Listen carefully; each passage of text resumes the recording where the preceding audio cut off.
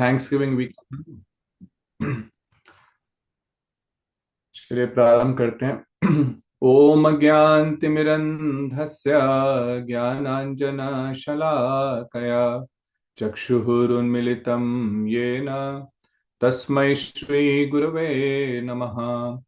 नमो विष्णुपादाय राधिकायै प्रियात्मने श्रीमद्भक्तिवेदान्त नारायण गोस्वामिनिति नामिने।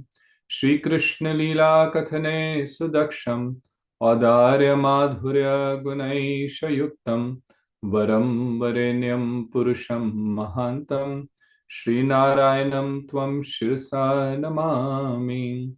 त्रिदण्डिनां भक्तशिरोमणिं च श्रीकृष्णपादाब्जधृतये हृदि चैतन्यलीलामृतसारसारं नारायणं त्वं सततं प्रपद्ये।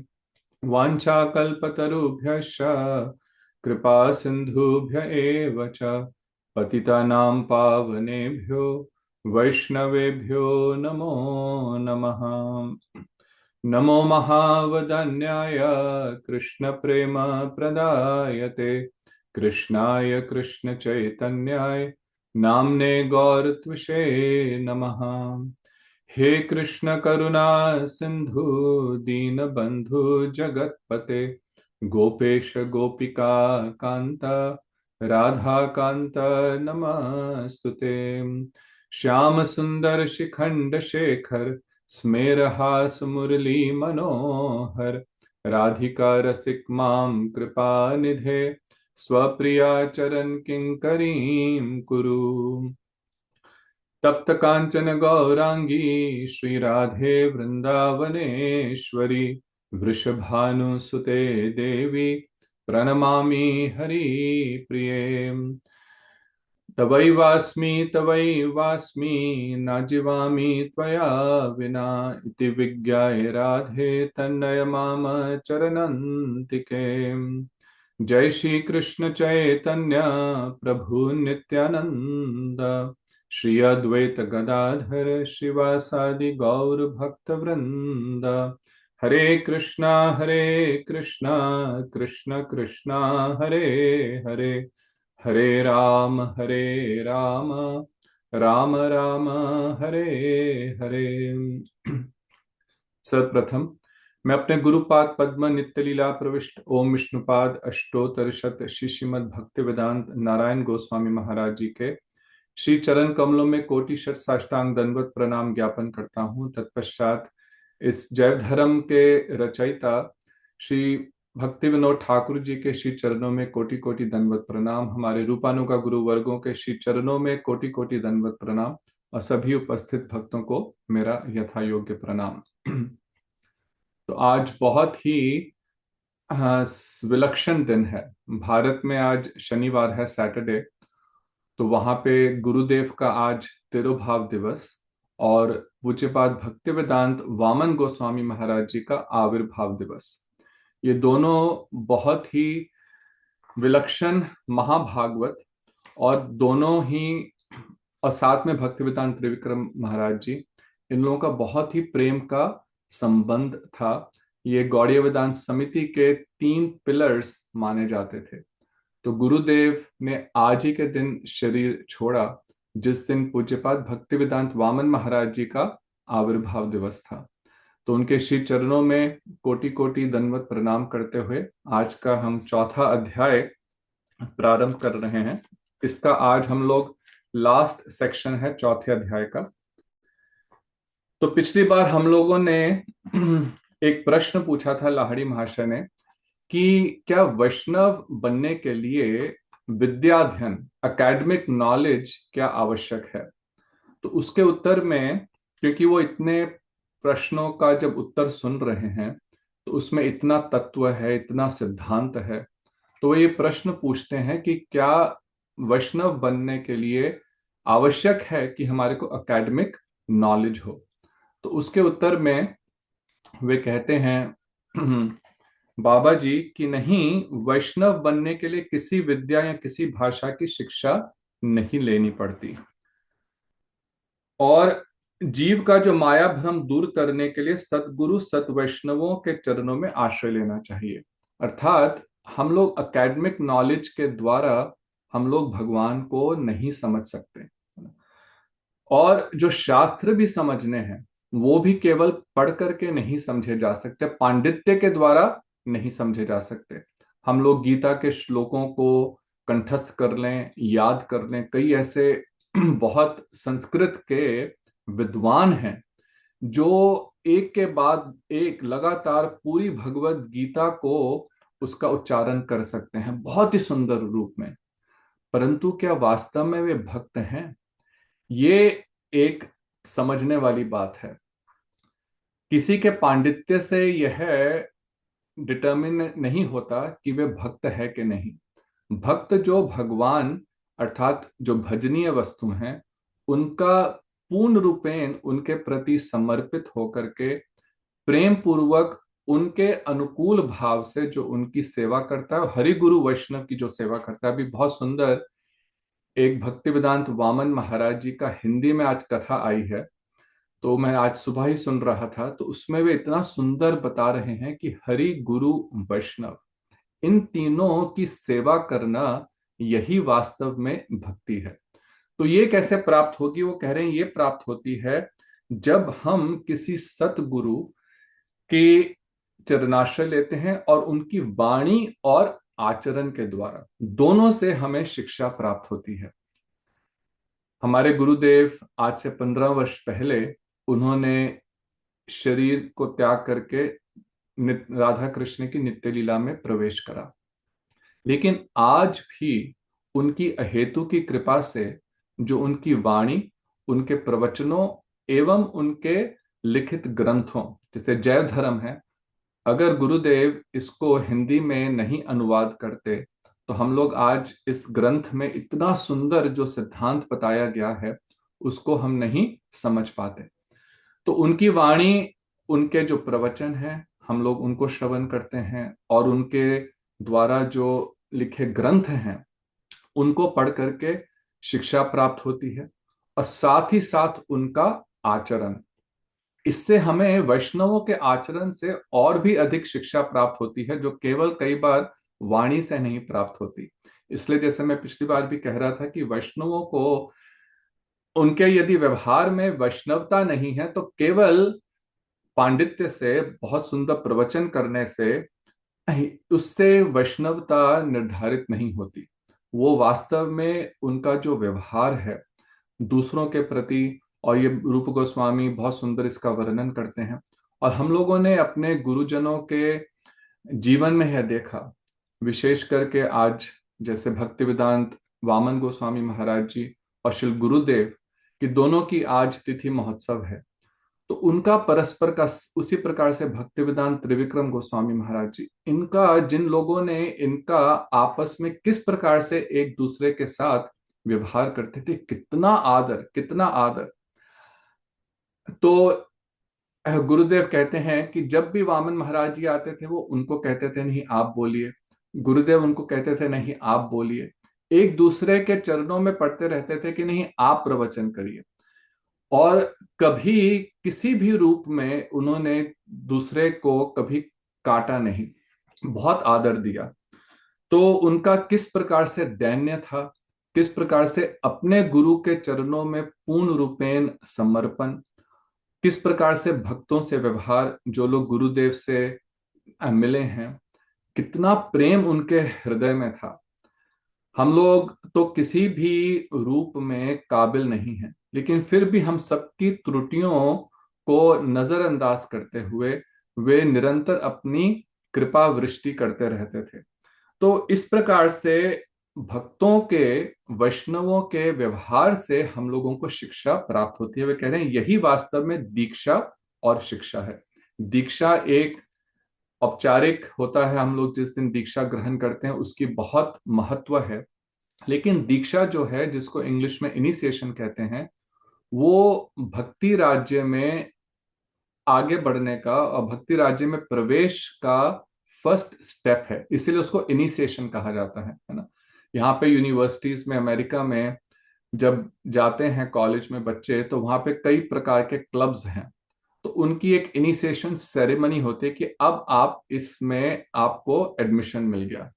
लेकिन उसका अर्थ यह नहीं है कि आप पूर्ण रूपेण से उस चीज में सिद्ध हो गए, है ना। तो initiation is the start of a process.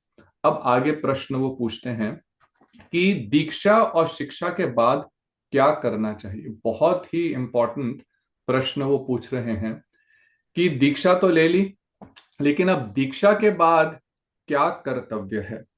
तो कह रहे हैं कि सत चरित्रता के साथ कृष्ण का भजन करना होता है। सत चरित्रता का अर्थ क्या है कि हम लोगों जो गलत कार्य करते हैं, अम, ये तपन प्रभु आप सबको एडमिट करते रहोगे। यस प्रभु जी। इस सत चरित्रता का अर्थ है कि जो हम लोगों ने नियमों का पालन करना है भक्ति में आने पर।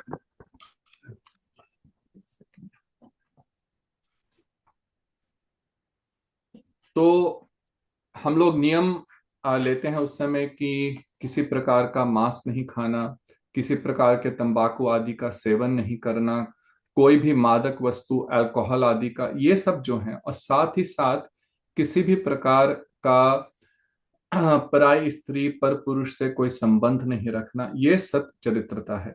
तो कह रहे हैं सत चरित्रता के साथ, शुद्धता के साथ भगवान का भजन करना, ये दीक्षा शिक्षा के बाद करना चाहिए। इसी का नाम अभिधेय तत्व है। अभिधेय का अब इसके आगे वो थोड़ा सा संक्षेप में समझाएंगे। अभिधेय का अर्थ होता है कि किस प्रकार से भगवान का भजन करना चाहिए। तो आज ही जो अभी मैं भक्तिवेदांत वामन महाराज जी का प्रवचन सुन रहा था, उसमें उन्होंने बहुत सुंदर रूप से बताया कि देखो, जो हम एक साधन है, साधन अवस्था में जो हम कर रहे हैं वो अभी भजन नहीं है। जब हमारे को संबंध ज्ञान हो जाता है, संबंध ज्ञान युक्त होकर के और अनर्थ निवृत्ति होकर के, तब जो होता है वो वास्तव में भजन है। ये बहुत ही डिटेल है। सेकंड पार्ट जो जैव धर्म का है उसमें इसको हम लोग और थोड़ा डिटेल में पढ़ेंगे, अभी केवल संक्षेप में। तो कह रहे हैं इसी का अभिधेय तत्व है। सबसे पहले उन्होंने संबंध समझाया कि भगवान भगवान जीव और माया, इनके बीच में क्या संबंध है, ये उन्होंने बताया। अब वो बता रहे हैं कि अभिधेय तत्व की उस भगवान को किस प्रकार से भजन करके पाया जा सकता है। तो कह रहे हैं कि यह तत्व वेद आदि समस्त शास्त्रों में प्रबल रूप से समझाया गया है और महाप्रभु ने इसको अभिधेय तत्व कहा।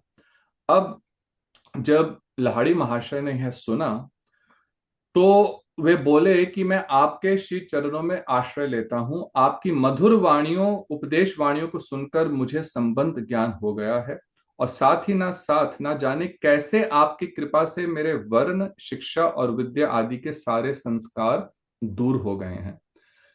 तो अब वो बहुत सुंदर कह रहे हैं कि देखो, जो मेरे हृदय में अहंकार था, है ना। लाहिड़ी महाशय जो थे वो बहुत ही अमीर परिवार से थे, बहुत अच्छे गायक थे, और उनको इस बात का कुछ घमंड था। तो कह रहे हैं कि वे सारा जो घमंड है वो आपके मधुर उपदेशों को सुन करके पता नहीं कैसे अपने आप ही दूर हो गया है। तो अब देखो, ये घमंड जो है इसको दूर करना कोई सरल बात नहीं है, परंतु यही शुद्ध वैष्णवों के संग का एक अमोघ फल है कि यदि हम उनके साथ निष्कपट भाव से संग करें, यही सत्संग का लाभ है।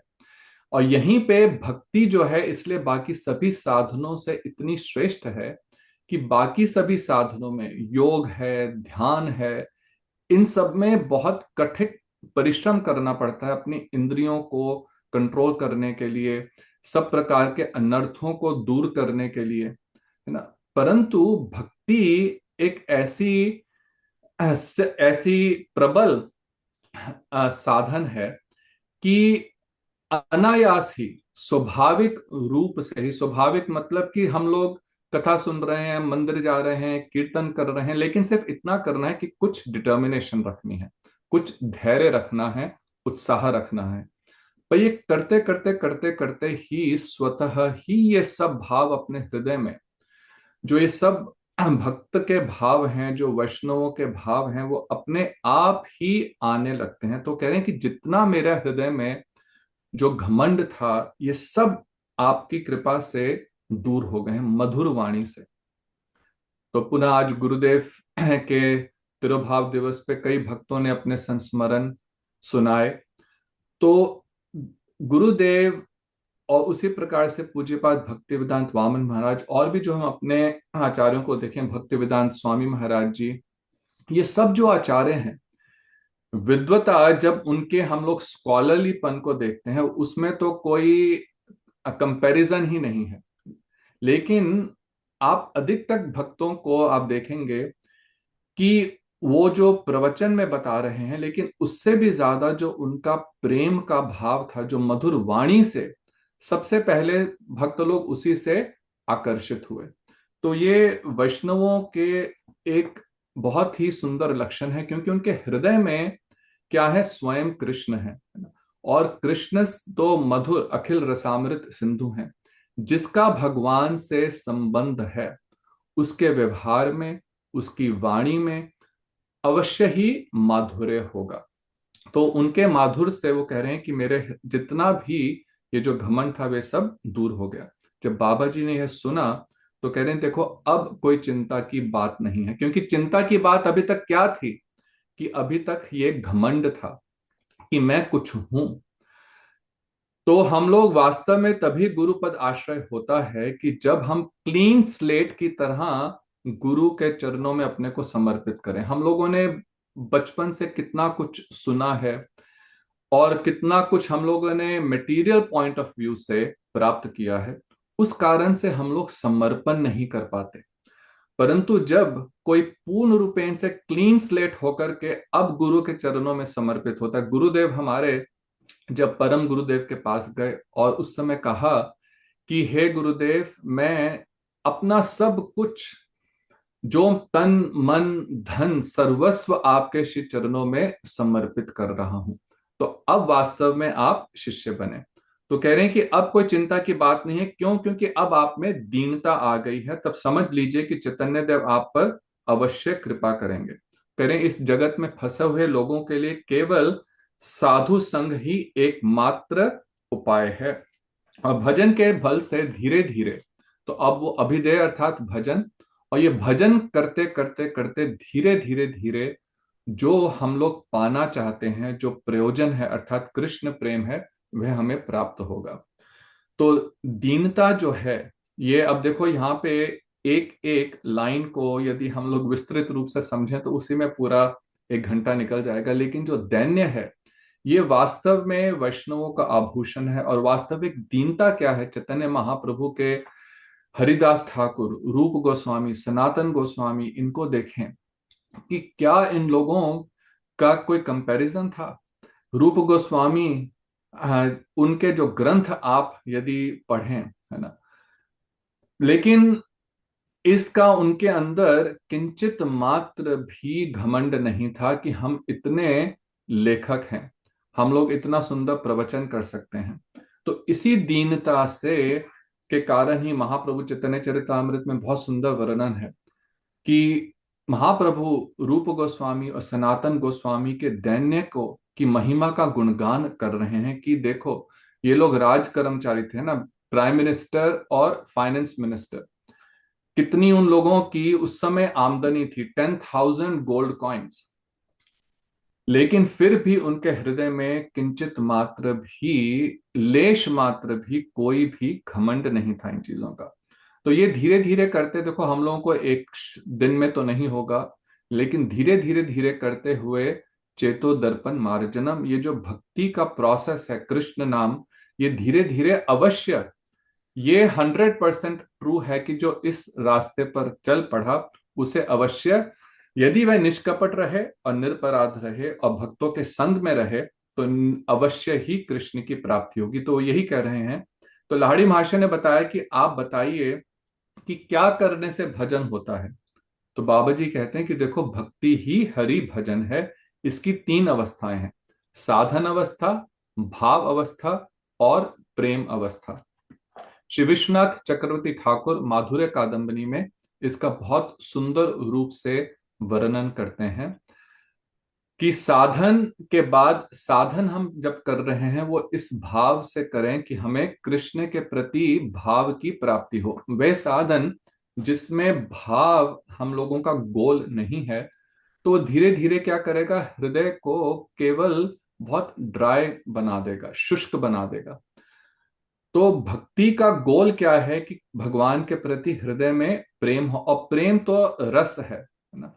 तो इसलिए भक्ति प्रेम के बिना हृदय को शुष्क बना देगी, वो वास्तव में भक्ति है ही नहीं।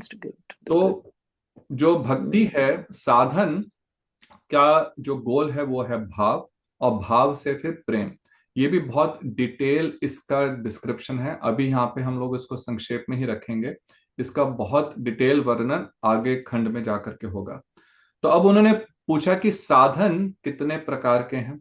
तो उन्होंने बताया कि भक्ति रसामृत सिंधु में रूप गोस्वामी जी ने 64 भक्ति के अंग बताए हैं, और इन्हीं को विश्वनाथ चक्रवर्ती ठाकुर ने भक्ति रसामृत सिंधु बिंदु में भी इसका वर्णन करा है। अभी हम लोगों ने पीछे यहाँ पे अपने श्री गोविंद जी गौड़िया मठ में ह्यूस्टन में इन पूरे 64, पूरा 1.5-2 साल लगा करके इन 64 अंगों का बहुत डिटेल में कथा हुई इस पर। तो भक्ति के उन्होंने 64 अंग बताए, और उनको संक्षेप में भक्त प्रहलाद भागवत में बहुत ही फेमस श्लोक है: श्रवणम कीर्तनम विष्णु स्मरणम पाद सेवनम अर्चनम सख्यम आत्म वंदनम आत्म निवेदनम। तो भक्ति की ये 9 अंग उन्होंने बताए। क्या? श्रवण, भगवान के नाम रूप गुण लीला का श्रवण, उसका कीर्तन, उसका स्मरण। फिर पाद सेवन, पाद सेवन जैसे लक्ष्मी जी करती हैं, और हम साधन में कैसे पाद सेवन करते हैं कि भगवान के मंदिर चल करके जाना, वहां परिक्रमा करना, यह भी पाद सेवन है। फिर उनका अर्चन करना, विग्रह की जैसे हम लोग पूजा आदि करते हैं, पूजा। फिर वंदन करना, दास्य भाव से सेवा करना, सख्य भाव से सेवा करना, अपने को पूर्ण रूपेण मन वाणी से भगवान के समर्पित करना। तो ये सब जो हैं, ये भक्ति के 9 अंग को बताया। अब वो कहते हैं कि इसमें एक विशेष बात है कि साधन भक्ति 2 प्रकार की होती है, वैधि और रागानुगा। वैधि साधन भक्ति इन 9 प्रकार से जो बताए प्रहलाद महाराज ने, इन 9 प्रकार से होती है, और केवल ब्रजवासियों के अनुगामी होकर उनकी तरह कृष्ण की मानस सेवा को रागानुगा साधन भक्ति कहते हैं।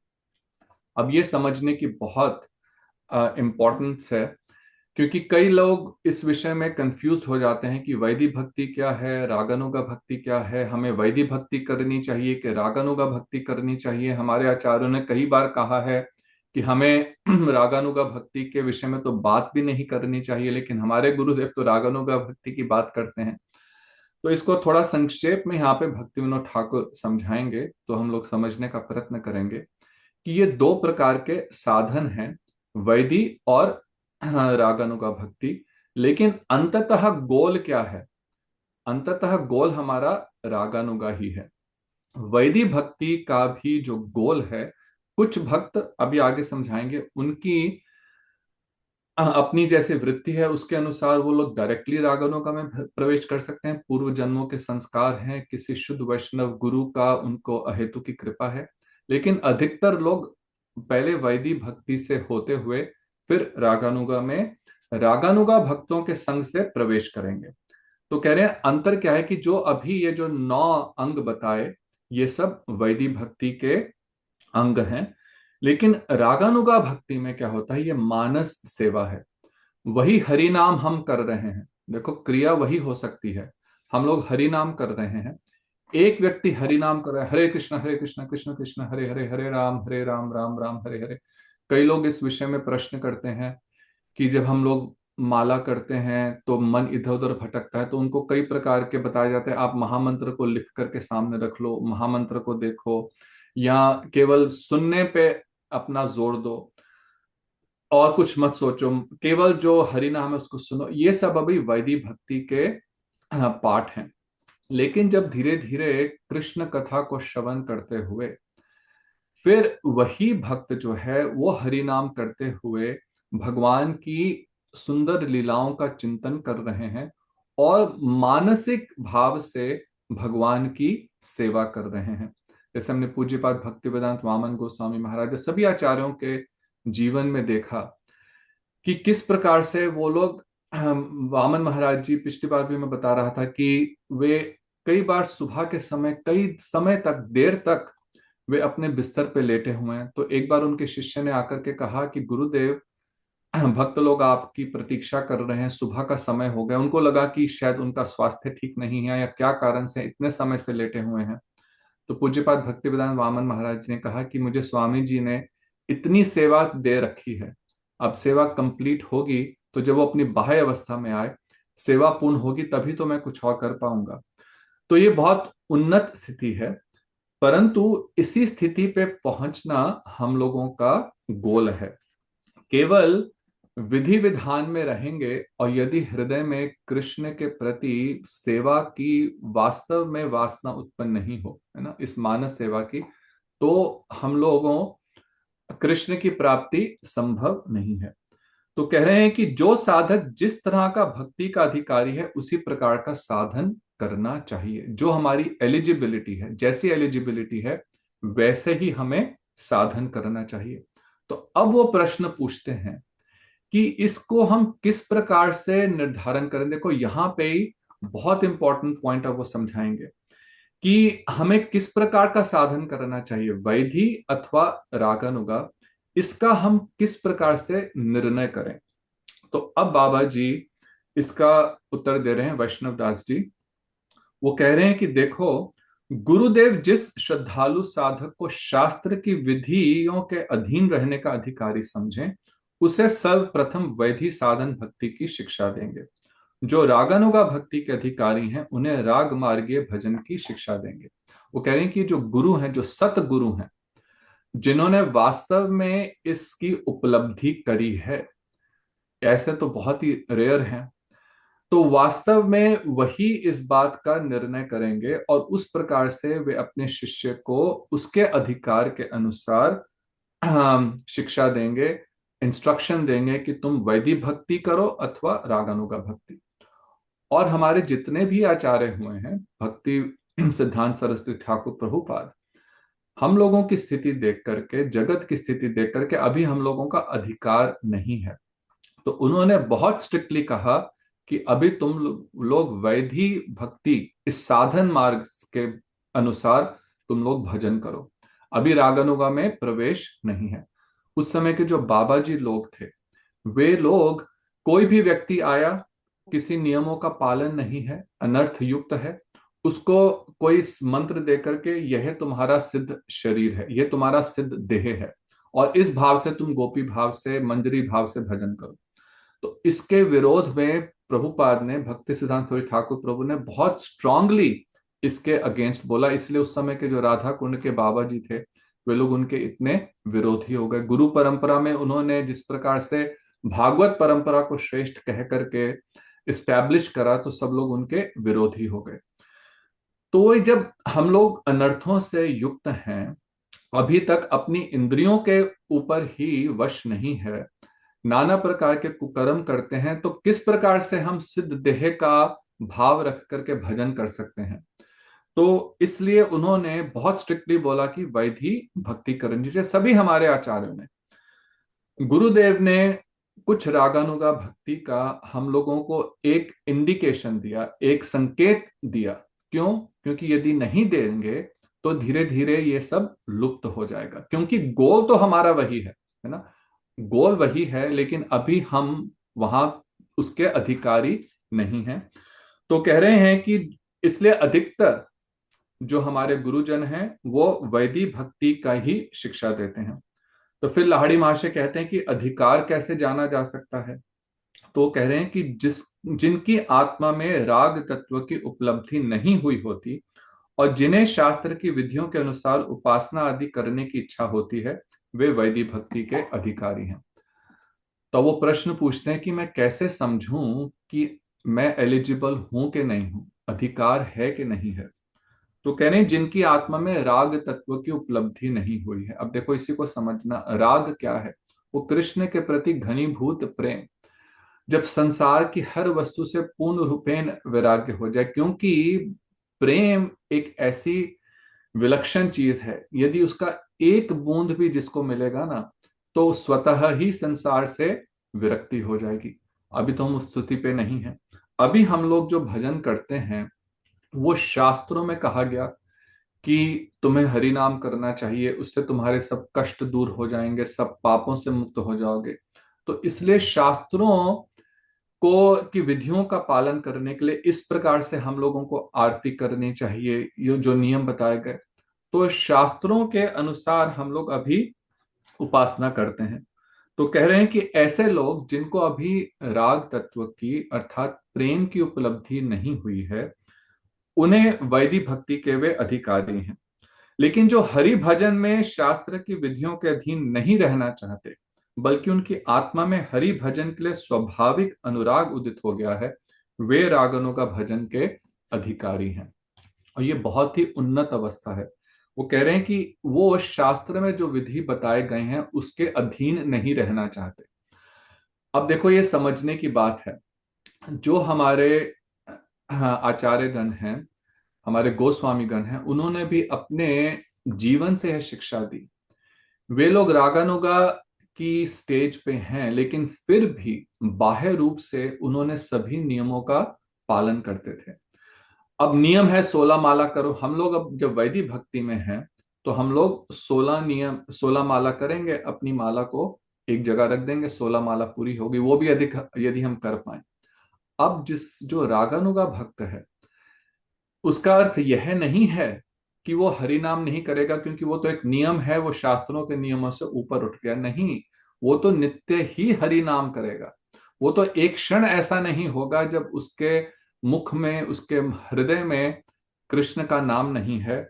और नाम भी कैसा होगा कि नाम करते करते आंखों से निरंतर अश्रुधारा बह रही है। तो वास्तव में वे सभी नियमों का पालन तो कर ही रहे हैं। शास्त्र में बताया गया कि किस प्रकार का हम लोगों को हम ठाकुर जी को भोग लगा करके कैसे प्रसाद पाना चाहिए। तो शास्त्रों के नियमों के विधियों के अधीन वे नहीं रहते, उसका अर्थ ये नहीं है कि वे सब और चीजें सेवन करने लगेंगे। वो तो और भी अधिक इन विषयों में स्ट्रिक्ट हो जाते हैं।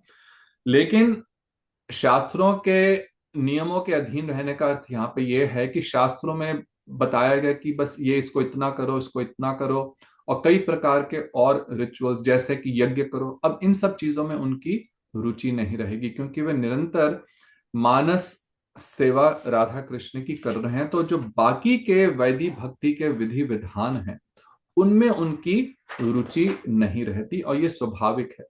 जिस प्रकार से जैसे जैसे हम लोगों का अधिकार बढ़ेगा, फिर कृष्ण नाम, कृष्ण कथा, वैष्णव संघ और ठाकुर जी की मानसी सेवा जो है, वो और भी अधिक उन्नत है। हम लोग अभी अपनी स्टेज पे नहीं कर सकते, लेकिन फिर उस समय उनके लिए ये जब सब जो नियम हैं, उनकी इतनी अधिक आवश्यकता नहीं रह जाती। तो अब लहाड़ी महाशय ने प्रश्न पूछा कि आप मेरे अधिकार का निर्णय कर दीजिए, मैंने तो आपको अपना गुरु माना है, तो आप मुझे बता दीजिए कि मैं किसके एलिजिबल हूं, वैदिक भक्ति के रागानुगा भक्ति के। तो अब इसका बहुत सुंदर वे उत्तर देते हैं। वे कहते हैं कि देखो, आप अपने हृदय को टटोल करके देखो, अपने चित्त की परीक्षा करो, और अपने अधिकार को समझने का प्रयत्न करो। कहने का तात्पर्य यह है कि इस विषय में हमें ऑनेस्ट होना चाहिए, ईमानदार होना चाहिए। Honesty is the best principle. अभी हृदय जो है नाना प्रकार के अनर्थों से भरा हुआ है, और हम चाहते हैं कि हम किसी से सिद्ध मंत्र लेकर के गोपी भाव से भजन करें। ये गलत बात है। जो सतगुरु हैं पहले तो वो देंगे ही नहीं। लेकिन यहाँ पे वो कह रहे हैं कि देखो, शिष्य बनने से पहले भी, इस बात की शिक्षा लेने से पहले, कुछ तो देखो अपने हृदय में कि हृदय में किस प्रकार का भाव है। फिर उन्होंने पूछा कि आप क्या सोचते हो, आप क्या सोचते हो कि शास्त्र के अनुसार नहीं चलने से भजन नहीं होगा। तो फिर लाहिड़ी महाशय कहते हैं कि देखो, मुझे ऐसा लगता है कि शास्त्र द्वारा जो निर्धारित की हुई विधियां हैं, जो रूल्स एंड रेगुलेशंस हैं, उनके द्वारा यदि हम साधन भजन करने से अधिक उपकार होगा, ज्यादा वो मेरे लिए बेटर है कि मैं शास्त्रों के अनुसार जैसे भजन बताया गया है वैसे करूं। किंतु आजकल मेरे मन में यह बात भी आती है कि हरि भजन रस का समुद्र है, धीरे धीरे भजन के बल से उसको पाया जा सकता है। तो अब कुछ उनकी इसके प्रति रुचि हो रही है। तो देखो, यहां पर इस बात को समझने की है कि केवल यदि हम लोग वैदिक भक्ति करते रहें, है ना, सब नियमों का पालन करते रहें, लेकिन यदि हम जो रसिक वैष्णव हैं उनका संग नहीं करेंगे, तो यह भाव भी हृदय में नहीं आएगा। कई बार वैदिक भक्ति करते हुए हम ऐसे कई भक्तों का अनुभव है जो कई सालों से हरि नाम कर रहे थे, और हरिनाम करते हुए भी उनको हृदय में कोई आनंद की अनुभूति नहीं, प्रसन्नता का भाव नहीं। तब कईयों का गुरुदेव से किसी रूप में गुरुदेव उनसे मिले, और फिर जब उन गुरुदेव से उन लोगों ने कुछ रागनों का भजन की शिक्षा प्राप्त करी, तो उनके हृदय में आया कि इस चीज की हम लोग चाहते थे, इसी भाव को प्राप्त करना चाहते थे। लेकिन उनका एक प्लेटफॉर्म बन गया था, कई साल वैदिक भक्ति करते हुए, साधन करते हुए उनका एक स्ट्रॉन्ग प्लेटफॉर्म बन गया था। अब उनको जो गुरुदेव बता रहे थे, उनको अब बहुत सुंदर रूप से उसमें रुचि उत्पन्न हुई। लेकिन वो रुचि उत्पन्न नहीं होती यदि कभी ऐसे रसिक वैष्णव का संग नहीं हो। तो वैदिक भक्ति से हम ऑटोमेटिकली कभी रागनुगा में नहीं आएगा, वो किसी रसिक वैष्णव के संग से ही होगा। तो वो कह रहे हैं कि अब क्योंकि उनका इन सब से संग हो रहा है, कुछ समय से वे गोद्रुम में रह रहे हैं, हरि कथा श्रवण कर रहे हैं, तो भले उनके मन में यह भाव, अभी भी अधिक भाव यही है कि विधि विधान से यदि भक्ति की जाए तो वो श्रेष्ठ है। लेकिन कह रहे हैं क्योंकि अब मेरे हृदय में ये भाव भी आ रहा है कि जो हरि भजन है वे केवल विधि विधान नहीं है, ये तो एक रस का अथाह सागर है, और इस सागर की में की बूंद का आनंद मैं भी प्राप्त करना चाहता हूं। तो बाबा जी कह रहे हैं कि देखो, अभी आपके हृदय में शास्त्र की विधियों के प्रति अधिक भाव है, उनके प्रति अधिक आपकी हृदय में श्रद्धा है ना। इसलिए अभी आप वैदिक भक्ति का ही अवलंबन करें। और जैसे मैं पहले कह रहा था कि सभी हमारे आचार्यगण सबसे पहले इसी बात की शिक्षा देते हैं कि पहले तुम वैदिक भक्ति का ही अवलंबन करो। करते करते करते इस जीवन में अथवा किसी अगले जन्म में हम लोगों का राग तत्व हृदय में उदित होगा। वो कह रहे हैं धीरे धीरे धीरे राग तत्व हृदय में उदित हो जाएगा। यह सुनकर के जो लाहिड़ी महाशय थे, उनके हृदय में, उनके आंखों में अश्रु आए, आंसू आ गए। और वो कह रहे हैं कि आप कृपा करके जैसे आप समझते हैं ठीक है, यथा जैसे आप कहते हैं, समझते हैं कि जो मेरे लिए श्रेयस्कर है, वैधि या रागानुगा भक्ति की शिक्षा जिससे मेरा अधिकार हो प्रदान करें। अब मैं अनधिकार चर्चा नहीं करना चाहता। बहुत सुंदर उन्होंने कहा। वो कह रहे हैं कि जिस चीज में मेरा अधिकार ही नहीं है, उस विषय में मैं आपसे प्रश्न भी नहीं पूछना चाहता। अब जैसा मेरा अधिकार है, आप उस विषय में आप मुझे बताइए। हम लोगों ने गुरुदेव के उसमें भी देखा कि गुरुदेव ने जब सबसे पहले, जब उन्होंने विदेश का यात्रा शुरू करी, तो वो सिर्फ एक गोल से उस समय आए थे, क्योंकि श्री भक्तिवेदांत स्वामी महाराज जी उनको ये कह के गए थे कि मेरे जाने के बाद जो मेरे शिष्य हैं उनका तुम ध्यान रखना। तो कई वर्षों के बाद गुरुदेव और कई भक्त जो थे भक्तिवेदांत स्वामी महाराज जी के, वही वो लोग निष्ठा से भजन भी कर रहे थे, लेकिन अब आगे कैसे बढ़े इसके लिए उनके पास, उनको रास्ता नहीं नजर आ रहा था, है ना। स्वामी महाराज जी ने अपने ग्रंथों में कई सुंदर सुंदर ये विचार भी दिए थे, लेकिन उनको समझ नहीं पा रहे थे। तब जब गुरुदेव आए, उनका उस समय केवल एक ही गोल था कि जो स्वामी महाराज जी के कितने शिष्य जो हैं, अधिकतर लोग उनकी संस्था को छोड़ चुके थे, कि उनको पुनः भक्ति में ला करके और उनके हृदय में जो महाप्रभु देने आए थे है ना, जो महाप्रभु वास्तव में देने आए थे उसको, उस तत्व को उनको समझाएं। तो जब पहली बार गुरुदेव 96 में ह्यूस्टन में भी आए, तो गुरुदेव रोज सुबह 2 घंटे वो क्या करते थे, नेक्टर ऑफ इंस्ट्रक्शन, जो पूज्यपाद भक्तिवेदांत स्वामी महाराज प्रभुपाद जी की बुक लिखी हुई है नेक्टर ऑफ इंस्ट्रक्शन, वो उन्हीं के शिष्य, उस समय श्यामा रानी दीदी, जिनको जदू रानी दीदी माता जी भी कहते हैं, वो लोग एक एक पंक्ति पढ़ते थे नेक्टर ऑफ इंस्ट्रक्शन की, और गुरुदेव फिर उसी पंक्ति को समझाते थे और डिटेल में उन्होंने समझाया, बहुत ही सुंदर उन्होंने समझाया और दिखाया कि देखो किस प्रकार से स्वामी महाराज जी ने तुम्हें इस भजन की शिक्षा दी है, लेकिन तुम लोग उसको समझ नहीं पा रहे। और बहुत डिटेल में उन्होंने उपदेशामृत, एक एक श्लोक, एक एक सेंटेंस उसमें से पढ़ करके उसको डिटेल में समझाया। लेकिन और गुरुदेव बहुत कई बार राग तत्व के विषय में समझाते थे, लेकिन धीरे धीरे जैसे प्रचार बढ़ने लगा, क्योंकि पहले तो ऐसे ही भक्त आ रहे थे जिनका काफी एक प्लेटफॉर्म था, कई समय से वे लोग हरि नाम कर रहे थे। अब जैसे प्रचार बढ़ा कई देशों में, अब ऐसे नए भक्त भी आने लगे। और मैंने देखा कि जब गुरुदेव गुरुदेव 16 वर्ष हर वर्ष ह्यूस्टन आए, लेकिन बाद में गुरुदेव जब नए नए भक्त आने लगे तो उसमें बहुत स्ट्रिक्ट हो गए। तो उनका नहीं, पहले तुम लोग विधि विधान का पालन करो, पहले तुम ये सब नियमों का पालन करो, पहले तुम लोग हरि नाम प्रारंभ करो, फिर इन सब विषयों को श्रवण करना। तो कहने का तात्पर्य यह है कि जो हमारे आचार्य गण हैं वे हमेशा अधिकार के अनुसार ही शिक्षा देते हैं। तो अब लाहिड़ी महाशय ने कहा कि अब मैं किस प्रकार भजन करूं, मुझे स्पष्ट आप आज्ञा दीजिए। तो बाबा जी ने कहा कि आप हरि नाम ग्रहण कीजिए, नाम और नामी में भेद नहीं है, अभिन्नत्वात् नाम नामिनः। श्री नाम भजन ही अधिक बलवान है। जितने भी जो 9 भक्ति के अंग हैं, उन भक्ति के अंगों में भी 3 को, श्रवण कीर्तन और स्मरण को मुख्य माना जाता है, और उन 3 में भी कीर्तन को, हरि नाम करने को सर्वश्रेष्ठ माना जाता है। इसलिए इसको कीर्तनाख्या साधन भक्ति। अगर और कुछ भी नहीं कर सकते तो केवल कीर्तन करने से सब भक्ति के अंगों का पालन हो जाता है। तो कह रहे हैं निरपराध होकर के आप नाम ग्रहण करें।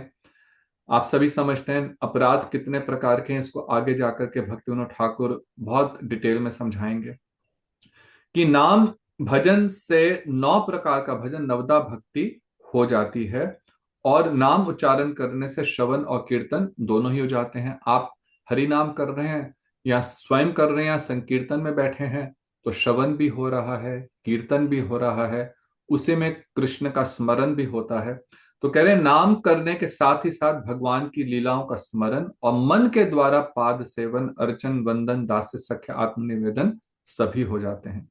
अब जो लाहिड़ी महाशय है उनका चित्त व्याकुल हो रहा है। अब उनके हृदय में ये, देखो हम लोगों की ये स्थिति हो सकता है कई वर्षों के बाद आए, कई जन्मों के बाद आए, इनकी पूर्व जन्मों की संचित सुकृतियां हैं और ऐसे उन्नत वैष्णवों का उनको संग प्राप्त हुआ है, तो उनके हृदय में व्याकुलता हो रही है कि मैं अब इस प्रकार से हरि नाम करूं। तो उन्होंने कहा कि आप मुझे नाम दीजिए। तो बाबा जी ने कहा कि आप निरपराध होकर के यही नाम लिया करें, हरे कृष्ण कृष्ण कृष्ण हरे हरे, हरे राम राम राम हरे हरे। तो उन्होंने एक तुलसी की माला उन्होंने बाबा जी ने लाहिड़ी महाशय को दी और इस प्रकार से उनको हरि नाम प्रदान करा। तो लाहिड़ी महाशय ने उस माला पर उक्त नाम उच्चारण करते करते वे रो पड़े और कहने लगे, प्रभु आज मुझे इतना आनंद लाभ हुआ जिसका मैं वर्णन भी नहीं कर सकता। तो ये भक्तिविनोद ठाकुर इस समय पे अधिकतर हरि नाम ही दीक्षा के टाइम दिया जाता था।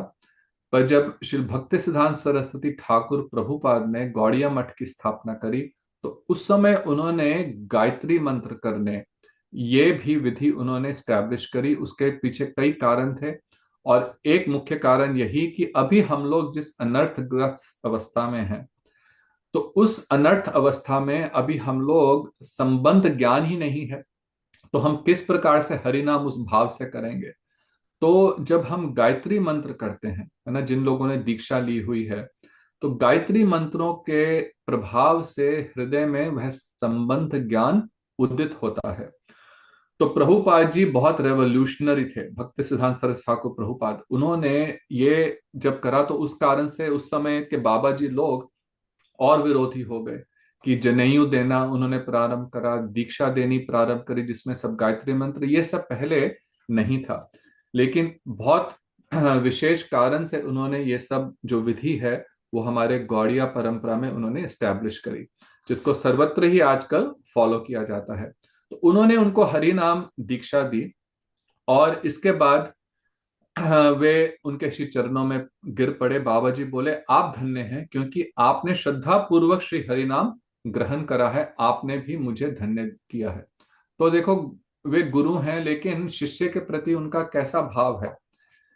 कोई गुरु अभिमान नहीं है कि मैंने इनको मंत्र दिया है, अब मैं इनका गुरु बन गया। वे भी उसी प्रकार से दीनता के साथ उनके साथ व्यवहार कर रहे हैं।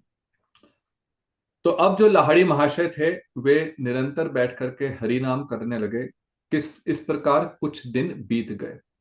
लाहड़ी महाशय अब अपने शरीर में 12 तिलक लगाते हैं, भगवान को निवेदन की हुई वस्तुओं के अतिरिक्त कुछ भी भोजन नहीं करते। प्रतिदिन 2 लाख हरि नाम करने लगे। जब हम लोग 64 माला करते हैं तब 1 लाख हरि नाम होता है। 2 लाख हरिनाम अर्थात 128, 128 टाइम्स वे माला कर रहे हैं। वैष्णवों को देख करके उनको दंडवत करते हैं।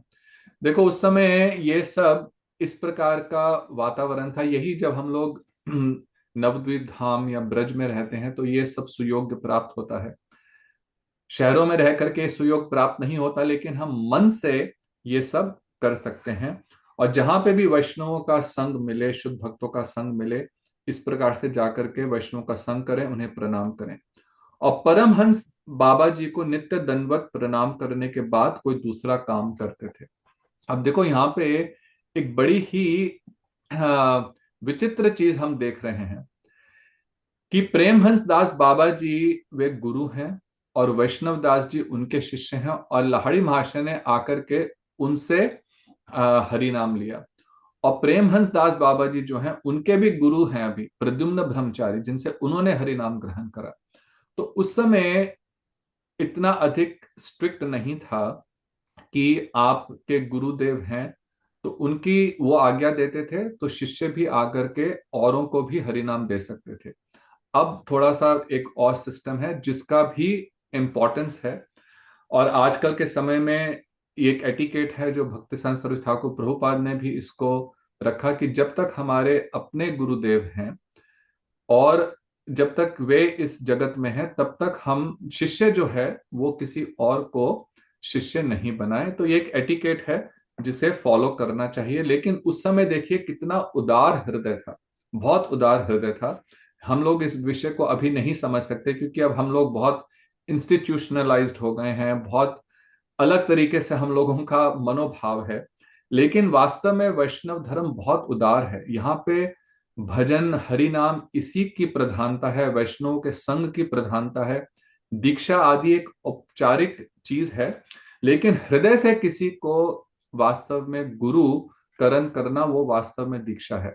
हम लोग दीक्षा ले लेते हैं, लेकिन ना तो हम लोग गुरुदेव की शिक्षाओं को ग्रहण करते हैं। मैं तो ऐसा देखता हूं कि ऐसे ऐसे शिष्य हैं जिन्होंने हरिनाम दीक्षा भी ले रखी है, लेकिन ना तो दीक्षा मंत्र करते हैं, और गुरुदेव के आविर्भाव तिरो, वैसे तो दिन भूल जाइए कि मठ तो आना बहुत दूर की बात, लेकिन जब गुरुदेव का आविर्भाव और तिरोभाव दिवस है उन तिथियों पर भी वे लोग मठ नहीं आते।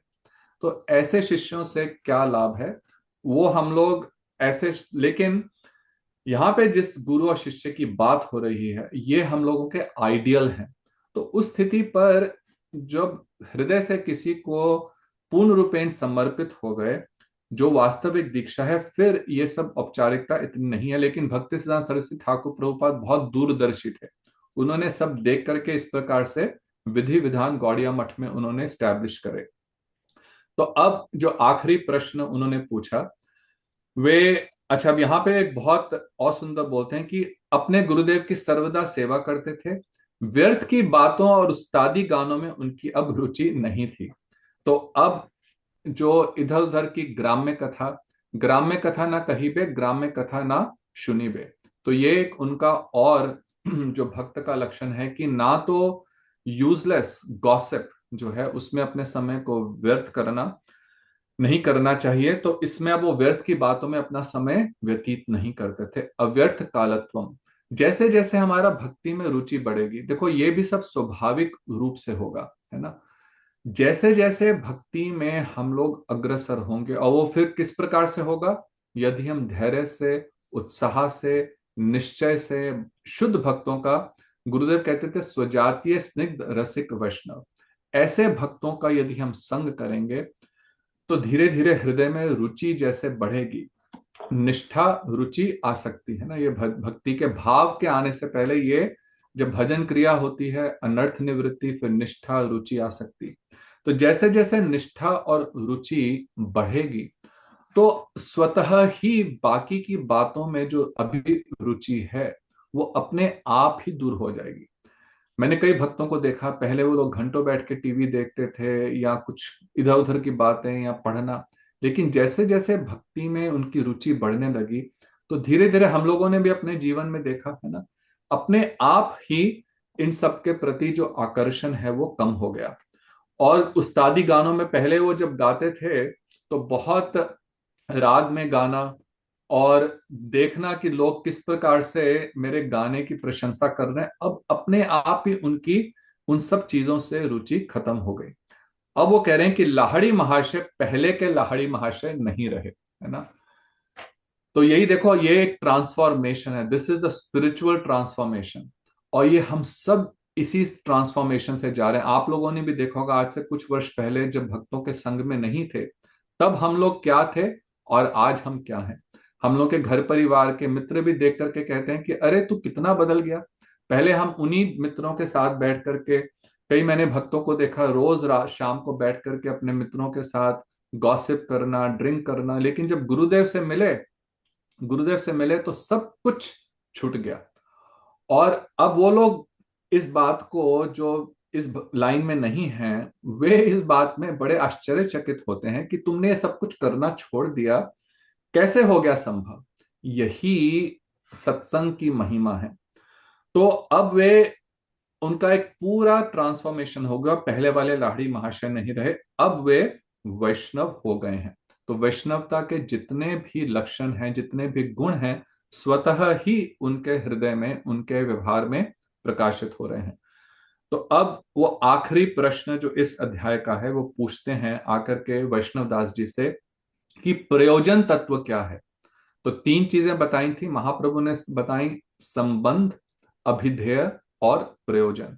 संबंध के विषय में उन्होंने बताया, अभी इस क्लास के प्रारंभ में हमने अभिधेय के विषय में कि भजन करना, कृष्ण नाम लेना, ये अभिधेय है। और उसके भक्ति के उन्होंने 9 अंग बताए। फिर वैदिक भक्ति किस प्रकार से की जाती है, रागोनोग भक्ति, इसके विषय में अभी भी वो थोड़ा संक्षेप में बता रहे हैं। अब उन्होंने प्रयोजन तत्व के विषय में पूछा कि प्रयोजन क्या है, हमारा गोल क्या है। तो कहने कृष्ण प्रेम ही जीव का प्रयोजन तत्व है। गुरुदेव के अपने हाथों से लिखी उनकी इंस्ट्रक्शंस हैं। कल हम लोगों ने यहाँ पे भी जब उत्सव हुआ गुरुदेव के तिरुभाव दिवस का, तो सब लोगों को वो बांटा था। तो उसमें गुरुदेव भी यही लिख रहे हैं कि कृष्ण प्रेम ही जीव का सर्वोत्तम प्रयोजन है, यही हमारा गोल है। कृष्ण नहीं, कृष्ण प्रेम। क्योंकि प्रेम का अर्थ है सेवा। साधन करते करते भाव उदय होगा ना, पहले साधन करेंगे उसके भाव होगा, और जब भाव पूर्ण होगा तो वही प्रेम कहलाता है। इसका माधुर्य कादंबरी में, भक्ति रसामृत सिंधु में बहुत डिटेल वर्णन है। अगले खंड में और तीसरे खंड में जैव धर्म के और भी बहुत डिटेल रूप में इसका वर्णन करेंगे। परंतु यहां भी हम यही समझें कि वही साधन करते करते, जो वैदिक भक्ति से हम साधन कर रहे हैं, वो भक्तों के संग में, रसिक भक्तों के संग में करते करते वो भाव में परिवर्तन हो, भाव उदय होगा, और वही भाव अंततः प्रेम में रूपांत में परिवर्तन होगा, प्रेम कहलाएगा। वही जीव का नित्य धर्म है, वही नित्य धन है, और वही नित्य प्रयोजन है। उस प्रेम के अभाव से ही जीव नाना तरह के कष्ट पाते हैं, जड़ बंधन में फंस जाते हैं। अब इतना सुंदर कह रहे हैं कि देखो, क्योंकि वह प्रेम नहीं है, वह कृष्ण प्रेम नहीं है, उसी कारण से हम इस जगत में नाना प्रकार के कष्ट पा रहे हैं। और हम लोग अपने आधुनिक जीवन में, आजकल की भी जो हमारी डे टू डे लाइफ में जो हम लोग कष्ट पाते हैं, जो स्ट्रेस, फ्रस्ट्रेशन, एंजाइटी, वो केवल इसी कारण से है कि अभी वो हृदय में प्रेम की कमी है। हम लोग अपने आचार्य गणों को देखें, कभी अपने गुरुदेव को, पूज्यपाद वामन महाराज जी को, इन सबको कभी भी नहीं देखा कि उनको किसी भी प्रकार का दुख, कष्ट या एंजाइटी थी। क्यों? क्योंकि हृदय में कृष्ण प्रेम है, विशुद्ध कृष्ण प्रेम है। तो वे कह रहे हैं कि इसी कारण से, इसके अभाव के कारण ही जीव नाना प्रकार के कष्ट पाता है। प्रेम से बढ़कर और कुछ भी नहीं है। गुरुदेव कहते थे, Krishna is love and love is Krishna. संसारिक प्रेम नहीं, जो कृष्ण के प्रति, कृष्ण प्रेम ही है। और उनकी प्रेम की जो रूप है, वो क्या रूप धारण करता है? वो श्रीमती राधिका। जो घनीभूत प्रेम जो कृष्ण है, वही श्रीमती राधिका स्वरूप है। तो कह रहे हैं कि प्रेम से बढ़कर और कुछ भी नहीं है। कृष्ण केवल प्रेम के वश में होते हैं। प्रेम चिन्मय तत्व है। आनंद घनीभूत होने पर प्रेम होता है। अब एक एक इस चीज को समझना, अभी इसको पढ़ करके बस हृदय में हम लोग धारण करें कि प्रेम जो है, वो कह रहे हैं कि चिन्मय तत्व है। ये कोई संसार की वस्तु नहीं है। संसार में जो हम प्रेम शब्द यूज करते हैं, वो वास्तव में कामुकता है, काम। वो प्रेम नहीं है। आत्मेंद्री प्रीति इच्छा तारे भली काम, कृष्णेंद्री प्रीति इच्छा धरे प्रेम नाम। चैतन्य चरितामृत में बता रहे हैं कि अपनी इंद्रियों की इच्छा के लिए जब हम कुछ करते हैं, वो केवल कामुकता है, वो काम है। लेकिन कृष्ण की इंद्रियों की इच्छा के लिए जब हम करते हैं, तो वो क्या है? वो प्रेम। अब कृष्ण की इंद्रियों के लिए कहां से शुरू होगा?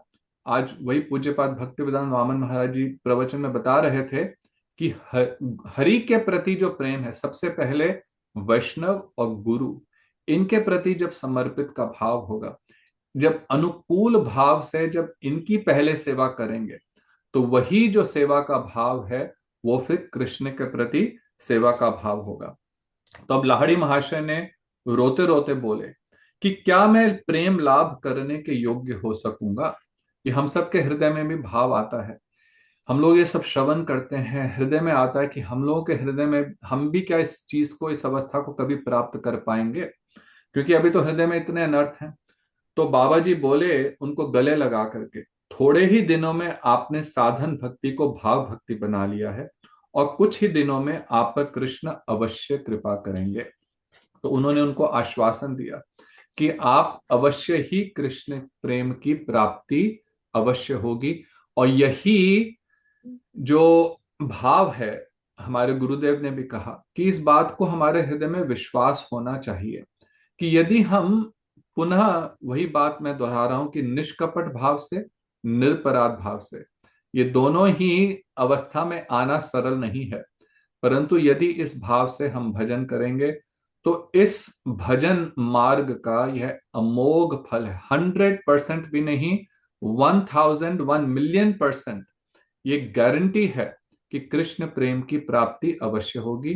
बस हमें इस मार्ग पर चलते रहना है।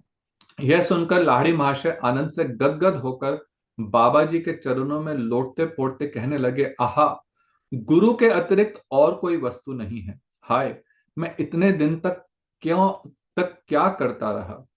गुरुदेव ने स्वयं ही कृपा कर विषय कूप से मेरा उद्धार किया है।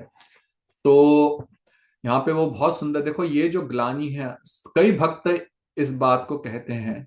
कल भी हम लोग जब कार्यक्रम में थे, तो कई भक्त लोग जो गुरुदेव के दर्शन नहीं करे, वो ह्यूस्टन में थे उस समय, लेकिन किसी कारणवश वे कब गुरुदेव को मिले नहीं, तो बहुत ग्लानि कर रहे थे कि हम लोग कैसे, क्यों गुरुदेव का हम लोग दर्शन नहीं कर पाए। और जिन्होंने दर्शन करे लेकिन उनसे हरि नाम नहीं लिया, वो भी इसी प्रकार से ग्लानि कर रहे थे कि गुरुदेव के रहते हुए हमने क्यों उनके शरणागत नहीं हुए। तो ये हमारे हृदय में भाव होना चाहिए, है ना, कि मैं अभी तक क्या कर रहा था, किस प्रकार से मैं अपना जो समय था व्यर्थ कर रहा था। लेकिन अब मुझे गुरु कृपा से इस विषय कूप से, विषय कूप अर्थात विषय रूपी जो ये क्या कहते हैं, कूप वेल, इंग्लिश में वेल कहते हैं ना, विषय कूप जो है, संसार दावा न ललित लोका, त्राणाय कारुण्य घना घनत्वम प्राप्तस्य कल्याण गुणार्णवस्य, वंदे गुरो श्री चरणारविंदम। तो उन श्री गुरु के चरणों की मैं वंदना करता हूँ। और आज हमारे परम पूज्यपाद श्री भक्ति वेदांत वामन गोस्वामी महाराज के आविर्भाव दिवस और हमारे गुरुदेव परम पूज्यपाद श्री भक्ति वेदांत नारायण गोस्वामी महाराज जी के तिरोभाव दिवस पर हम उन्हीं के श्री चरणों में कोटि कोटि साष्टांग दंडवत प्रणाम करते हैं कि वे अपनी कृपा हम सब पर बनाए रखें। उन्हीं की कृपा से हम लोग कुछ कुछ ये तत्व सिद्धांत समझ पा रहे हैं, और उन्हीं की अहेतु की कृपा से हम हमारा अधिकार बढ़े और हम इनकी अनुभूति कर पाए। यही कह करके आज ये चौथा अध्याय उनकी कृपा से समाप्त हुआ, और आज हम यहीं पे समाप्त करते हैं। गौर प्रेमानंदे हरि हरि बोल। तो अब किसी भक्तों का कोई भी प्रश्न हो तो हम लोग प्रश्न कुछ समय लेकर के कर सकते हैं, यदि किसी का भी कोई प्रश्न है तो।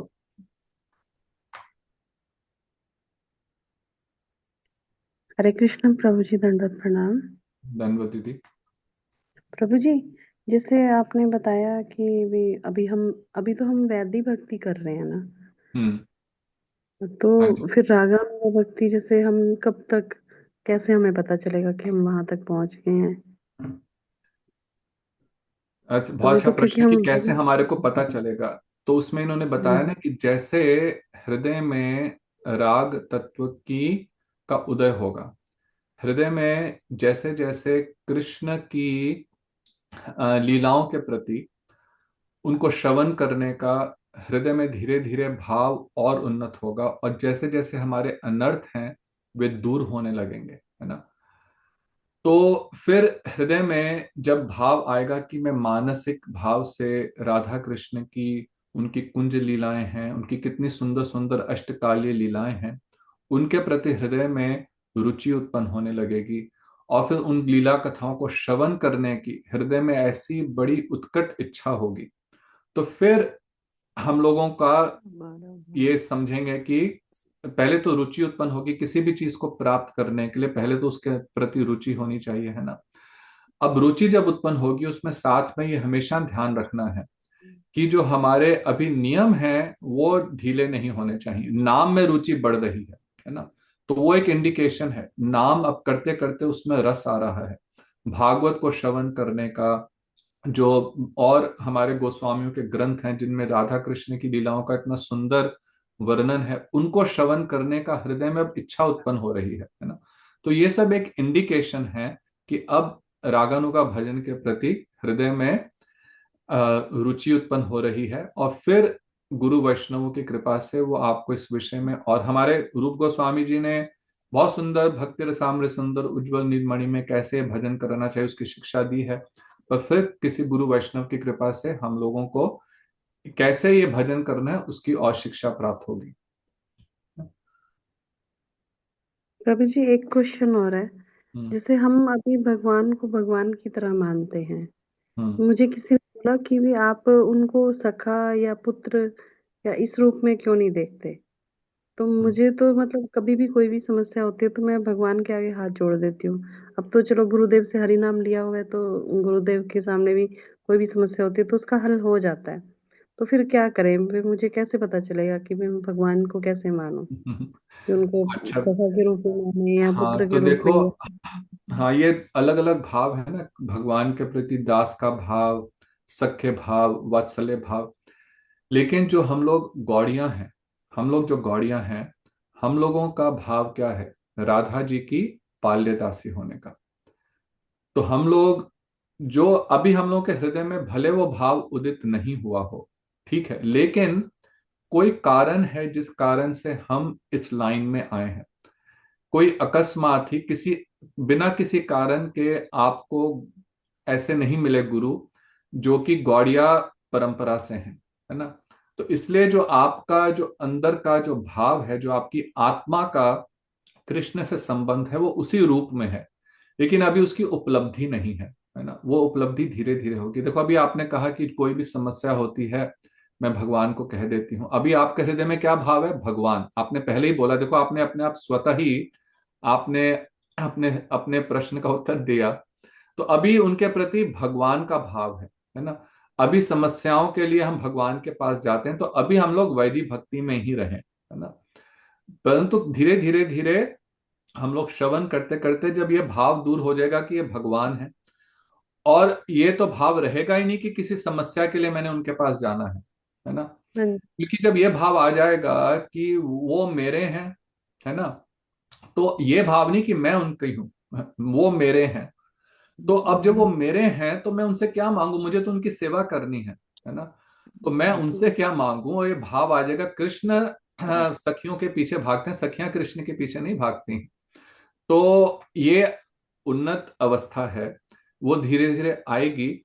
लेकिन अभी हम लोग वैदिक भक्ति से ही, जैसे गुरुजनों ने कहा है, नियम पालन करें, अपनी 16 माला करें, गायत्री मंत्र मिला है तो गायत्री मंत्र करें। फिर धीरे धीरे गायत्री मंत्र किस भाव से करने चाहिए वो आवश्यक है। यदि आपको गायत्री मंत्र, दीक्षा मंत्र मिले हैं, तो वो समझना बहुत आवश्यक है कि उन दीक्षा मंत्रों का अर्थ क्या है। तो यदि अर्थ नहीं मालूम, तो किसी भक्त के पास बैठ करके, नहीं तो अपने गुरुदेव से, किसी भक्त से उन उन मंत्रों का अर्थ समझ करके फिर दीक्षा मंत्र करें। ठीक है। ठीक है। तो जो लोग कहते हैं ना कि अब देखो हमारे कई भक्त लोग हैं जो अपने घर में लड्डू गोपाल जी रखते हैं, वो ठीक है, गुरुदेव ने उसके लिए कभी मना नहीं करा। लेकिन अभी ये सब हमारी प्रारंभिक अवस्था में, तो इसलिए, पर गुरुदेव चाहते क्या है कि धीरे धीरे धीरे हम लोग इस भाव में आए जो हमारा वास्तव में गौड़ीय भाव है, मंजरी भाव है ना। अब एक प्रश्न है प्रभु जी का कि गुरु की अरे प्राप्ति कैसे हो, कैसे पता चलेगा कि ये मेरे गुरु हैं, गुरु के पाने की लालसा कैसे बढ़े। बहुत सुंदर प्रश्न है कि देखो, यहाँ पे भी उन्होंने बोला कि गुरु स्वयं हमारे पास आते हैं। और कब आते हैं? जब हमारे हृदय में उनको प्राप्त करने की इच्छा बड़ी उत्कट हो जाती, बड़ी प्रबल हो जाती है। जब तक वो इच्छा प्रबल नहीं है ना, हमारे सामने होंगे भी, तब भी हम उनके चरणों में समर्पित नहीं होंगे। जैसे कई लोग थे, गुरुदेव को मिले लेकिन उनका चरणाश्रित नहीं हो पाए। तो जब हमारे हृदय में इच्छा यह प्रबल हो जाएगी, फिर जब हमारे को गुरु सामने आएंगे, तो स्वतः ही उनके प्रति हृदय में भाव आएगा कि अब मैं उनको देख करके हृदय में भजन की इच्छा उत्पन्न होगी। उनके चरणों में समर्पित होने का हृदय में भाव आएगा, किसी के कहने पे नहीं। देखो आजकल कुछ ऐसा हो गया है कि कोई हमें फोर्स करता है, आप इनसे हरि नाम ले लो, आप इनसे दीक्षा ले लो। ये सब ठीक नहीं है ना। तो इसलिए वो लोग ज्यादा देर टिकते भी नहीं है। लेकिन जब आपके स्वयं हृदय में किसी के वचन सुन करके भजन करने की लालसा होगी, है ना, किसी का वचन सुन करके अब आपको हृदय में आएगा कि मैं भी इनके प्रति समर्पित हो जाऊं। जैसे हम यहाँ पे देख रहे हैं, लाहड़ी महाशय जी ने वैष्णव दास जी से श्रवण करा, और उनके हृदय में अब भाव आया कि मैं इनके प्रति चरणों पूर्ण रूपेण समर्पित हो जाऊं। सतगुरु आजकल के समय में मिलना बहुत ही कठिन है, लेकिन असंभव नहीं है। तो यदि हम लोग इस विषय में तत्पर रहें, प्रार्थना करते रहें, तो अवश्य, आज नहीं तो कल, अब कल इस जन्म में भी हो सकता है, अगले जन्म में भी, लेकिन कोशिश यदि हम करें, प्रयत्न करें, तो अवश्य इस जन्म में भी सतगुरु की प्राप्ति हो सकती है। ठीक है। हरे अरे कृष्णा प्रभु। प्रभु जी। हाँ जी। एक एक प्रश्न के लिए टाइम है कि हाँ लेट हो जी। गया है फिर? हाँ हाँ, नहीं बोलिए बोलिए। देखो जिन्होंने मैं तो यहाँ पे बैठा हूँ, जिनके प्रश्न है वो पूछते रहे, जिनके लिए थोड़ा लेट हो रहा है वो लोग लॉग ऑफ कर सकते हैं। ठीक है। ये चीज पूछनी थी आपसे कि अगर आपने थोड़ा तत्व ज्ञान का नॉलेज ले लिया, वैष्णव संघ हो गया, आप कीर्तन श्रवणम आदि कर रहे हैं, तो उसके साथ में आप भगवान के साथ में संबंध स्थापना के लिए अभ्यास कर रहे हैं। तो what I am trying to say कि अगर आप वैदिक भक्ति और में आप माला जप या वो सब नियम नहीं कर रहे हैं, लेकिन बाकी सब चीज कर रहे हैं, और उसके साथ में आप संबंध, मतलब आप राग स्थापना के लिए अभ्यास कर रहे हैं, तो वो उसमें कुछ प्रॉब्लम है, या फिर that is also the one way of doing it? Because और that goes back to your original point कि आपको पहले वैदिक भक्ति करनी ही है, उसके बाद में ही आपको राग के लिए आप क्वालिफिकेशन होगे। तो डोंट, ऐसा जरूरी है कि, या फिर यू कैन ओवरलैप, और या you can do it together? बहुत अच्छा प्रश्न है। तो देखो यहीं पे साधारण रूप से, ठीक है, 99.999% हम में से कोई भी व्यक्ति ऐसा नहीं है जो उस अवस्था पे है कि डायरेक्टली रागनों का भजन कर सके, है ना। और वो करने से यहीं पे जो राधा कुंड के बाबा जी लोग हैं, तो भक्तिविनोद ठाकुर के समय में, भक्ति सिद्धांत सरस्वती ठाकुर के समय में भी, आज के समय में भी, वहां पे बाबा जी वेश तो धारण किया है, लेकिन ये कह करके कि हमें किसी नियमों का पालन नहीं करना, वो सब प्रकार के गलत कार्य भी वहां पे होते हैं। तो जब तक शुद्धता नहीं होगी, और जैसे मैंने कहा, देखो हमारे जो गोस्वामी ग्रंथ है, संख्या पूर्वक नाम उच्चारण नहीं, ये लोग संख्या पूर्वक, रूप गोस्वामी, सनातन गोस्वामी, षट गोस्वामी अष्टकम के अंदर ये श्लोक ये है, उनकी प्रेयर में संख्या पूर्वक नाम। वे तो रूप गोस्वामी कौन है? रूप मंजरी हैं, स्वयं भगवान के नित्य राधा जी की नित्य किंकरी हैं, लेकिन वो भी क्या कर रहे हैं? संख्या पूर्वक हरि नाम कर रहे हैं। अभी हम जिसको समझते हैं ना भाव, वो वास्तव में भाव नहीं है, वो केवल एक इमोशन है ना। हम उसको भाव समझ लेते हैं, परंतु भाव नहीं है वो, ठीक है। वो, और वो जो इमोशन है वो किसी भी समय फिजल आउट हो सकता है, क्योंकि उसमें अभी तत्व का और इस जो भजन का प्लेटफॉर्म नहीं है। भजन का प्लेटफॉर्म तभी होगा जब हम डिसिप्लिन से हरि नाम करेंगे। ये असंभव है कि जो जिसका कृष्ण के प्रति भाव है और वो नाम नहीं कर रहा। हमें अब देखो, हमारी इस अवस्था में हम कहेंगे हम तो हर समय माइंड में नाम ले रहे हैं, लेकिन मन में वो जो नाम आ रहा है वो उसकी उसकी क्वालिटी क्या है ना। तो इसलिए मुझे नहीं लगता, और हमारे आचार्यों ने भी इसलिए जो एक सिस्टम एस्टेब्लिश करा, वो इसीलिए करा कि पहले वैदिक भक्ति करनी चाहिए, पहले नियमों का पालन करें। और यदि हम वही डिसिप्लिन को अभी फॉलो नहीं कर सकते, तो फिर हम लोग जो रागानुगा करेंगे ना, वो सहजिया हो जाता है, उसको प्राकृत सहजिया कहते हैं। प्राकृत सहजिया कहते हैं कि फिर हम लोग एक इमिटेशन करते हैं उन शुद्ध रागानुगा भक्तों की, जो पूर्ण शुद्ध अवस्था में है, जिनके हृदय में किसी भी प्रकार का कोई भी अनर्थ नहीं है। अभी तो देखो, हम अपने हृदय को टटोल के देखें, उन्होंने कहा ना तुम अपने हृदय को टटोल के देखो। अभी तो हम नहीं कह सकते कि हमारे हृदय में संसार के प्रति आसक्ति नहीं है, अपने परिवार के प्रति आसक्ति नहीं है, और भी कितने प्रकार के अनर्थ नहीं है ना। तो इसलिए हम लोगों को ऑनेस्टली, वैसे मैंने कहा honesty is the best principle. Honestly हम लोगों को यदि करें, तो हम लोगों को वैदिक भक्ति के अनुसार पालन करना चाहिए, लेकिन गोल वही रहे, है ना, गोल वही रहे। इसलिए ओवरलैप संभव है, ओवरलैप संभव है, और वही हम चाहते हैं कि धीरे करते करते हम लोगों को उसमें भाव आने लगे, और फिर जो हम हरि नाम भी करेंगे ना, वो भी फिर अलग क्वालिटी का होगा। ठीक है तपन प्रभु? या या तो या एक हरे प्रश्न कृष्णा। है यहाँ पे, एक मिनट, स्तव प्रिय प्रभु का है, उन्होंने पहले लिखा है कि वृंदावन लीला का गौड़िया शास्त्रों में इतना वर्णन है, लेकिन श्रीमद् भागवतम में नहीं है। श्रीमद् भागवतम में भी प्रभु जी वर्णन है, पूरा 10वां स्कंद ही जो है, में उसमें पहले के कितने अध्याय हैं जो ब्रज लीला के हैं, और उन्हीं के आधार पे उसी को बहुत विस्तृत रूप से हमारे आचार्यों ने और जैसे गोविंद लीलामृत है, गोपाल चंपू है, इन ग्रंथों में, और उनको बहुत विस्तृत रूप से उनका वर्णन करा है। तो बाकी भागवतम में अगर आप गोपाल चंपू पढ़ें तो उन्हीं लीलाओं का वर्णन गोपाल चंपू में है, लेकिन और अधिक विस्तृत रूप से है। ठीक है। अच्छा, और किसी का प्रश्न था?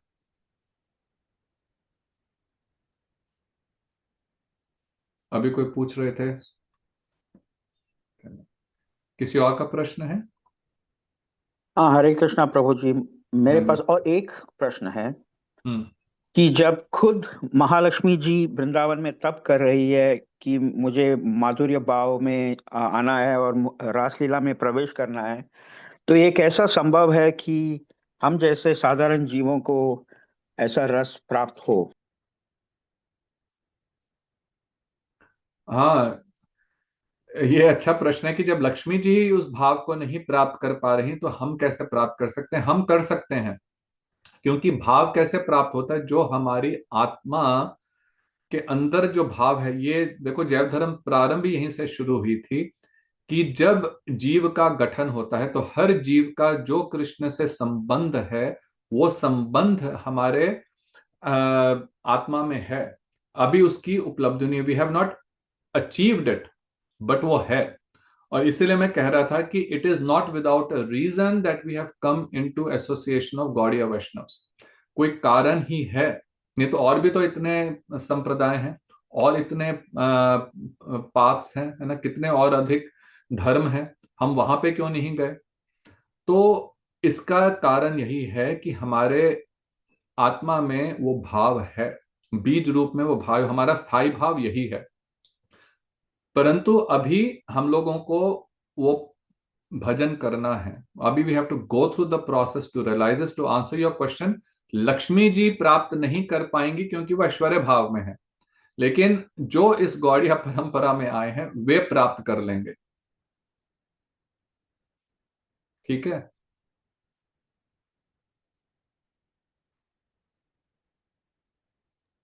ठीक है। चलिए। सबका बहुत बहुत धन्यवाद। अगली बारी से हम लोग 5वां अध्याय प्रारंभ करेंगे। गौर प्रेमानंदे हरि हरि हरि बोल। हरि बोल। गुरुदेव की जय। जय।